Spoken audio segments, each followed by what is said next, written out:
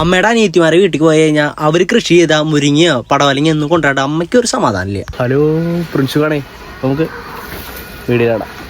ഇന്ന് അമ്മേടം അനിയത്തിയുടെ വീട്ടിലേക്ക് പോട്ടെ ഞങ്ങള്. അങ്ങനെ ഞാൻ അമ്മയെ പുറപ്പെട്ടു കേട്ടാ. വേറെ ഒന്നല്ല, വടക്കാഞ്ചേരി പെരുന്നാളാ. വടക്കാഞ്ചേരിയിലെ മേമയുടെ വീടാണ്. അങ്ങനെ അവിടെ എത്തി. അമ്മ കെട്ടിച്ചെരുപ്പിട്ട കാരണം അമ്മയ്ക്ക് ഇരുന്നിട്ടാണ് വരണം. അതിരിക്കണത് തന്നെ മേമയുടെ അമ്മായിമ്മയാണ്. വന്ന വശം തന്നെ മേമ ഇരിക്കാനോട് സമയമില്ല. അപ്പോഴേക്കും വെള്ളയപ്പവും ബീഫും കറി വന്നു. ഇതാണ് മേമ ഫുള്ള് തിരക്കിലാണ്. ഉണ്ണിയപ്പം ഉണ്ടാക്കാനുള്ള തിരക്കിലാണ് മേമ. ഇതാണ് എന്റെ മേമയുടെ മക്കൾട്ടാ. ആ ചെറുപ്പത്തിലുള്ള ഫോട്ടോസാണത്. ഇപ്പൊ രണ്ടാള് വലിയ ആൾക്കാരായി നോക്കിയേ. അങ്ങനെ ചായ കുടി കഴിഞ്ഞു. അപ്പൊ അമ്മ മേമയുടെ പിള്ളേരും പേപ്പനും കേട്ട് കുറെ നാളെ കണ്ടിട്ട് കുശലം പറയാൻ തുടങ്ങി. ഇതാണ് പേപ്പട്ടാ. പേപ്പന്റെ അനിയന്റെ പിള്ളേർക്ക് ഓരോ ടാസ്കുകൾ കൊടുക്കാണ് പെരുന്നാളിലെ പോക്കറ്റ് പണിക്ക് വേണ്ടിട്ട്.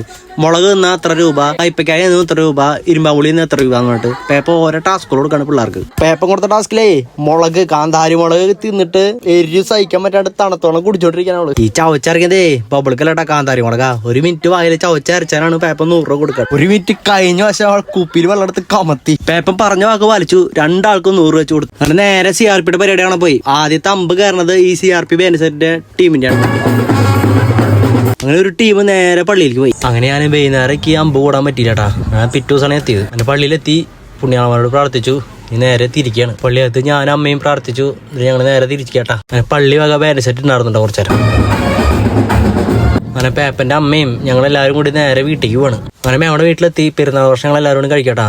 പെരുന്നാൾ വർഷം സൂപ്പർ ആയിട്ട് മേമ. അങ്ങനെ എല്ലാവരോടും യാത്ര പറഞ്ഞ് മേമയുടെ ജാക്കുവിനോട് യാത്ര പറഞ്ഞിട്ട് ഞങ്ങൾ ഇറങ്ങണം. ശരി, അടുത്ത വീഡിയോയിൽ കാണാം.